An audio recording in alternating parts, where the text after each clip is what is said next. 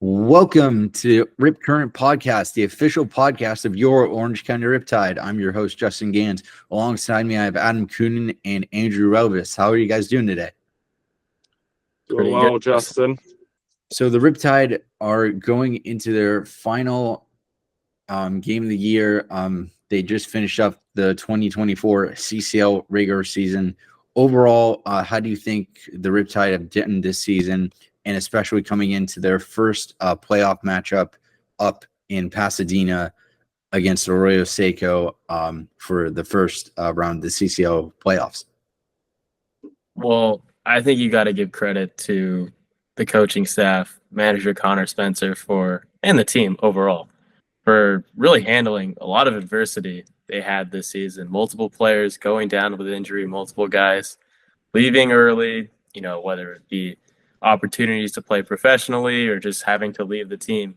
They had a lot of moving parts, and they were able to withstand the storm, still find a way to make the playoffs, and now are set up for, an intriguing postseason where one win and you're on to the next round. So I think it was a nice job of them battling through some adversity. Sure, they had their rough patches. Sure, they had their faults with this team as currently constructed, but they were still able to get the job done, make the playoffs, and now anything can happen in this postseason. Andrew? Yeah, I'm with you there, Adam. I mean, I feel like we don't give enough credit to Connor Spencer. This guy has really managed a lot of moving parts well. The Riptide, they put a lot of close games. I mean, it's hard to be a manager. I know sometimes as a fan you're thinking it's super easy. It's really not. You have to manage a lot of different personalities, a lot of different players. You got to manage the bullpen. It's just a tough job, and he did a great job. The Riptide won 20 games for the third straight season, 20-plus games. So under his leadership, the Riptide have been making the playoffs. They're always a tough team in the CCL, and it's been a good year despite some up and downs for sure.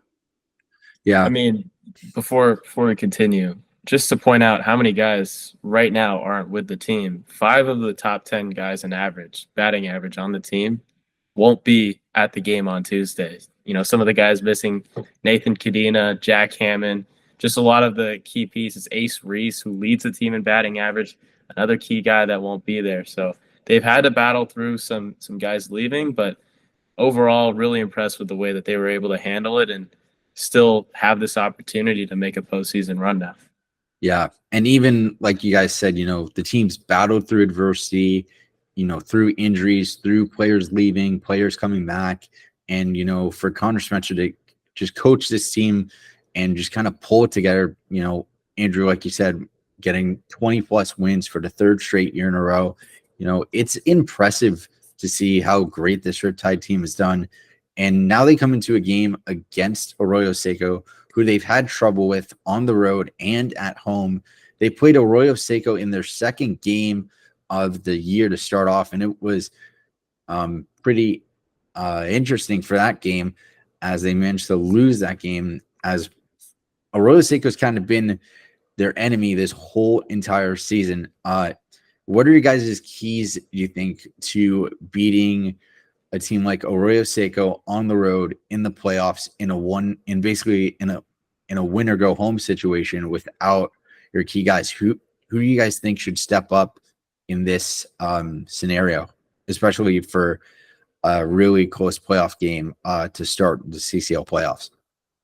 Well, I mean, we've known the formula now for a while. It's not going to be off the, big bats in the Riptide lineup. It's going to be based off how the starting pitcher comes out and really controls the game for the Riptide. We don't know who the starter is yet. I assume that it's going to be Sammy Kova just because of all the lefties that are in that Arroyo Seco lineup. They want to get a lefty out there. Kova in his last start went 7 innings, only allowed 1 run, wasn't even earned, striked out 8 hitters. So I'd assume that the starter is going to be Kova, so he'd have to be a guy that steps up. But if it's not Kova, whoever they throw out there is going to have to step up and really carry the load for this Riptide team, because the formula has been playing clean baseball, relying on strong starting pitching, and finding a way to grind out some timely hits to bring across a couple runs. That's really all it's going to take if they follow that formula. And Arroyo Seco is a team that can put up a lot of runs, can get going offensively if you're not playing clean baseball. If you're playing sloppy, making errors, they really capitalize on those mistakes. So as Connor Spencer has mentioned all season long, going to come down to whoever's on the hill for them. Can they put together a dominant performance to keep the team in the game? And then hopefully the hitting comes through to, get enough runs to come out with a win. Yeah, same with Adam there. I mean, they need their pitching to be on top of things. We saw at Arroyo Seco about a week ago, the Riptide, they need a win. They wanted to get home field, unfortunately couldn't. And they lost that game. I think it was 11-3. But that was a game where it feels like Arroyo Seco just had a few little scoring streaks here and there. And I feel like that's going to be the biggest key. Like, they got to limit this offense. Despite all those scoring sprees, I feel like they're pretty average. So you take away the 4 runs or the 3-run innings, I feel like they're pretty average. Like, I feel like that's a portion where the Riptide can really take advantage. They just got to avoid those early game scoring sprees, and the offense, it's got to be good. I really have liked some of these players like Brent Wilkinson, Flaherty, Luke Johnson, Hackworth, all these guys. Despite it being kind of a tight-knit group, these guys are really pulling together, and they may not have the flash of a good team, but still they're going to be a nice group, and they're going to give some teams some tough times for sure. Well, yeah. Andrew, you mentioned the crooked numbers there. That's something that Connor Spencer mentioned in their last matchup against Arroyo Seco. If you recall, the Riptide actually played the Saints in OC at the Great Park and played for a chance at home field advantage. They jumped out to a 3-0 lead and seemed like the Saints just hit them with an avalanche. A couple crooked innings, and they scored 7 unanswered runs, able to come back and ultimately win that game. That's kind of been the theme of the Riptide's losses. Most of them have been on the road to Arroyo Seco, but even the games at home that they've lost, including that last game, the crooked numbers just can't happen. And especially in the playoffs, at any level, crooked numbers like that are really going to hurt you. So it's just going to come down to consistency, as Connor Spencer has mentioned all season long. And if the starting pitcher can come out with great consistency, they're going to find success on Tuesday. Yeah. And speaking of pitching, who do you guys think has been like one of the best pitchers for the Riptide so far, in just overall pitching this past week for the final week of the season? I mean, overall for this season, I think Sammy Kova, who might start in this upcoming game, has been really good for the Riptide. 0.44 ERA in 20 innings. I mean, his last start through 7 pretty much scoreless innings, only 1 run allowed and none earned to the Saints. So he's a guy that didn't make the CCL Showcase game, probably because he didn't have enough innings prior to, that long 7-inning start. But I mean, down the stretch here, really key piece. And I'd figure for him to definitely make an impact on that game on Tuesday, even if he's not starting, he should play a pivotal role. Yeah, for me, I feel like there's an obvious answer here. Strikeout Sterner, Mr. Strikeout himself. I mean, Luke Sterner's been a great pitcher, a great number 2 guy in Connor Spencer's arsenal, despite him not being there recently. He missed a start, I believe, due to an injury, but he's been super reliable. His ERA is pretty good. He has obviously a ton of strikeouts. That's how he gets most of his outs. And, when he's on the mound, he really cruises, and he gives this Riptide offense some room to breathe. And, in the playoffs where it's win or go home, just one game, it's not like the MLB where it's a 3 or 5 game series. Just got to play your best in one game. And, if Luke Sterner's available, I'm sure the Riptide are hopefully going to be cruising against Arroyo Seco or Conejo coming up. Going to be a fun one for sure. Yeah. Well, Justin, I'll give you one more name as I was going through the stats there. Tommy McGuire was really impactful earlier in the season for the Riptide, and maybe down the stretch here, they're conserving his innings a little bit so that he has an opportunity to pitch in the playoffs. But McGuire, really impressive this season, sitting under a 3 ERA at 2.63, and he's coming in some big moments, 8th inning, 9th inning, down the stretch, and really shut the door on teams. We saw him do it at Santa Barbara, and maybe he's going to be called upon to play that role here in the playoffs, either on Tuesday or Wednesday. So another arm that this time out of the bullpen has made an impact for OC. Yeah, and McGuire, like you said, he's been killer for this Riptide team. As reliever, and you guys caught up with Brett Evans this past weekend, and we're gonna play that interview for everybody right now. And that interview is sponsored by Pixie Car Wash Ferry. What's going on? I'm here with Adam, Ryan, and my name is Andrew. We're here with pitching coach Bryan Evans for the OC Riptide. Coach Bryan, you've coached a lot of pitchers this entire season. What's kind of the mindset starting at the beginning of the season and coming to the end? How are you trying to prep these guys for the next college season coming up? That's a good question. Everybody's got their own different little thing that they need help with. I like to think that I can help them in any way possible. But a lot of guys have really grown this summer from what I saw when they first came in to what they've done now. And hopefully I can make them 1% better going into the next season with their schools. And if I've done that, then I've done my job for the season.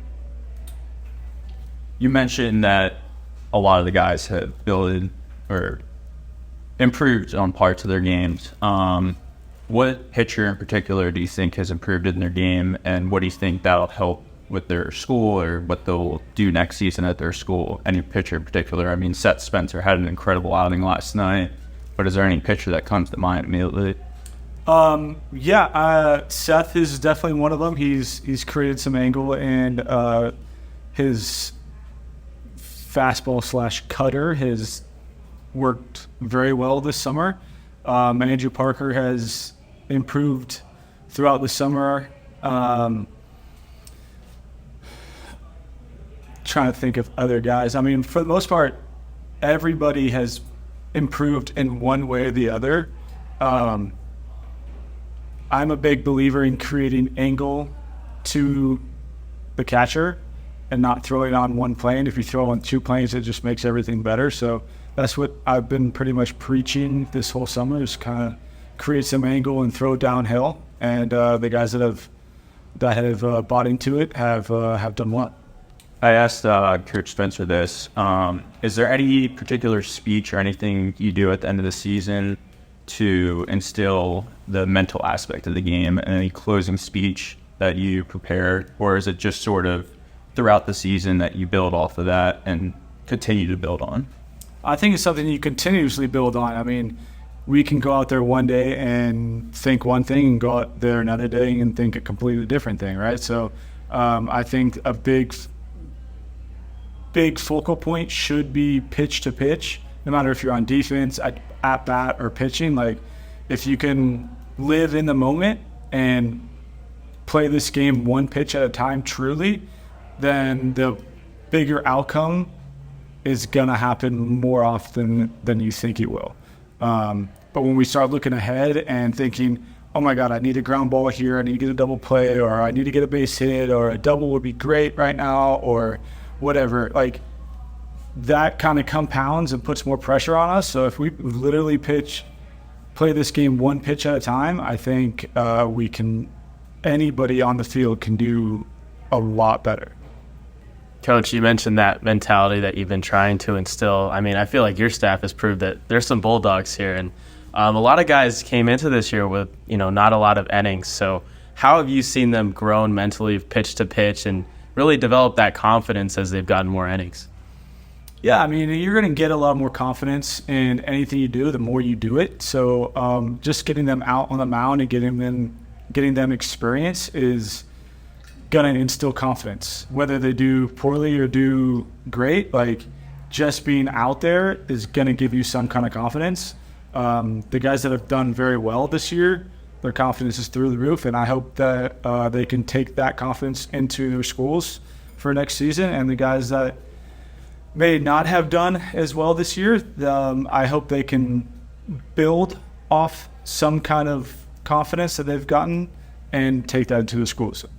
Whether it just be, I had a 1-2-3 inning one time this year, build off that and go from there. If it's, I went 7 shutty, like, COVID did, like that's huge confidence, right? But whatever the confidence is, you gotta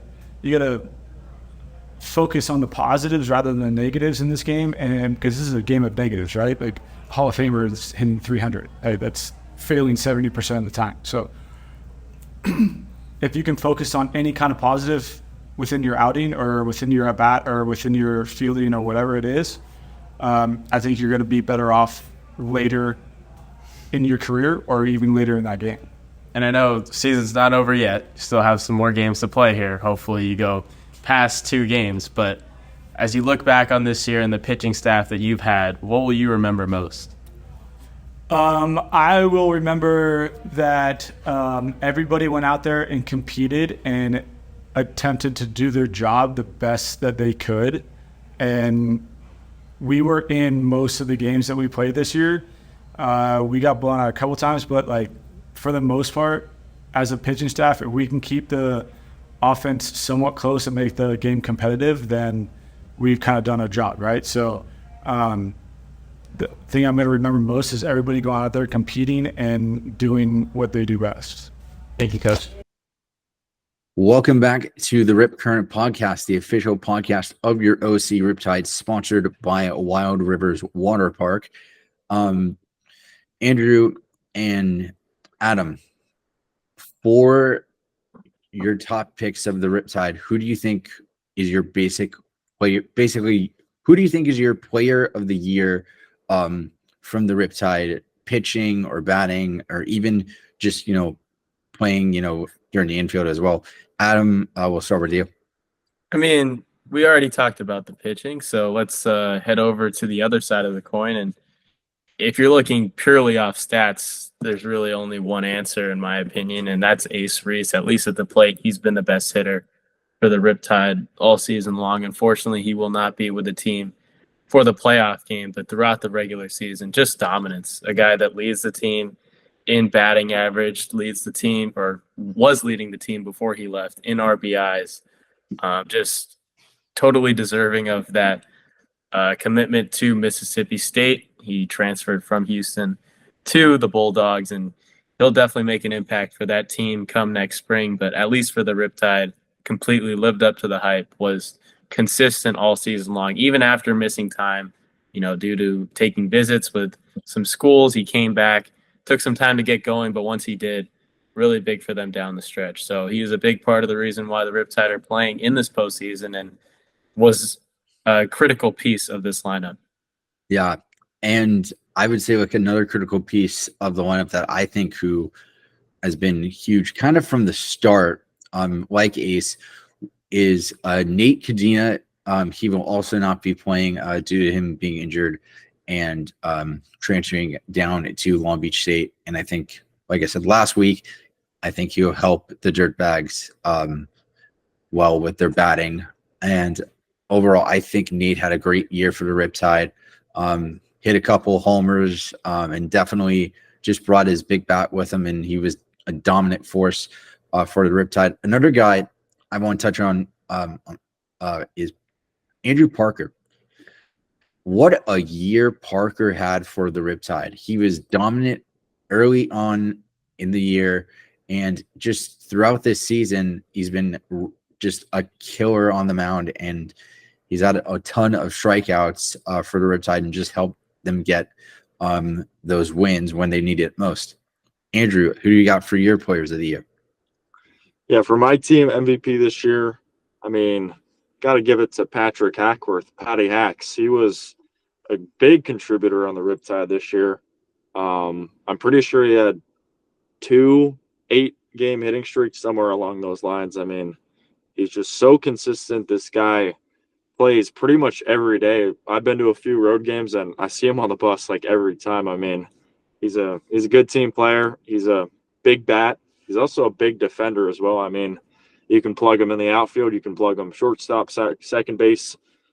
Who knows? Maybe pitcher in the playoffs. But it's really impressive to see Patrick Hackworth just come in every day, not only hit the ball, but see the ball really well, get a lot of walks, and he's just been a big addition here for the Riptide this year, and he was one of the returners from last year's team. He played on the outfield a good amount, made a lot of diving plays, a lot of diving stops, but comes in this year with a big chip on his shoulder. And I talked with Connor Spencer on the road one of these games, and he was really happy to have Patrick back because, he's a big team leader. This is a team that needs a leader. You got to give it to Patrick Hackworth for the team MVP this year. Yeah. And as we get into the playoffs, we are now going to go over our Ticketsmarter CCL playoff breakdown. As we already know, the Riptide will be traveling up to Arroyo Seco to take on the Saints tomorrow night in Pasadena. And another wild card matchup from the North Division will be Sonoma versus San Luis Obispo, which should be a good game. The Riptide fell to the Blues last year in the playoffs, which was a really just kind of interesting game as it was a close one as well. For tomorrow's night's game, if it comes down to the wire and it's the ninth inning, who would you want out there pitching if we have to pitch, or at the top of the ninth / extra innings, who do you want up to bat for a clutch scenario in tomorrow night's game if it needs to happen? Well, I think that Connor Spencer is hoping that it doesn't get to that scenario because, frankly, the Riptide aren't heavy on arms at this point in the season. A lot of guys, leaving or out of innings, frankly. So I think if they can avoid that situation, they'd like that. But if it does come down to it, a couple of guys in mind. I mentioned earlier, Tommy McGuire is a guy that has pitched in big spots for the Riptide this season. Another guy that has really come on strong as of late, Arthur Liu, another lefty that they could throw at this Saints lineup, pitched in the last game against the Saints, 3 innings without allowing a single run, hasn't allowed a run in his past 3 starts. So maybe he's a guy that's heating up towards the end of the season here, and they need another, lefty arm to throw against the Saints lineup. He might be the guy to come in. So a couple, arms that Coach Spence can go towards, but as I mentioned, I think that they want to let whoever that starter is go as long as possible and see if they can pull away before being in that scenario. Yeah, for me, pitching wise, I would probably say Hunter Long. The Riptide, they don't really have a ton of arms, like Adam was saying. In a game against Conejo, they only threw 3 arms in the mix. I mean, that was a big win, 6-5. But it's just the shortness of arms, and they need a true reliever that can really get them through a tight game. And I feel like that's Hunter Long. He played last night against the Academy Barons, stands at 6'7", 260. He's a big guy, and I expect him to be a big leader on the Riptide in these playoffs. And he's also a guy who gets a lot of his outs through strikeouts. He throws a mean fastball. He sometimes throws in that changeup here and there. He's been on a roll, the Michigan State Spartan. I expect him to be a big player in this postseason coming up. Yeah. And I'll actually give you one more name. Riley Kelly has been purely electric out of the bullpen. I mean, Andrew, you want to talk about nasty stuff. You've seen it calling the games. I mean, he's got electric put out pitches and a guy that can really get some strikeouts. So he's another guy that I think they could definitely throw in there if they need someone to come in and really shut the door at the end of a game. I think he's more of a closer role type of guy. So maybe in a tie game, you go in a different direction. But if they have the lead, it might be Riley Kelly coming out of that bullpen. Yeah. And Kelly, like you said, he's had a good couple of starts. And I think if it's going to come down to it, like you said, Adam, Arthur Liu coming in, if he can get the Riptide through a couple innings and then our bats come through, it should be huge. But that is going to do it for this week's podcast and our final podcast for the 2024 Orange County Riptide season. We just want to thank our team owner, Craig Russell, our GM, David Lamb, for allowing us to do this podcast. without their support and, allowing us to do it, we would not be able to do all your latest OC Riptide updates for you guys each week. And just, we want to thank all of the fans for coming out to every single game. And also, just, for everybody listening at home or wherever you get your podcasts at, we thank you guys so much for tuning in each week. And also, just thank you to our fellow interns for allowing us to do this and just, making great friends along the way. Adam and Andrew, you guys have been great podcast partners. And we do want to mention who was not here today was Ryan Logan, who definitely helped out throughout this podcast as well, giving his insight and analysis as well.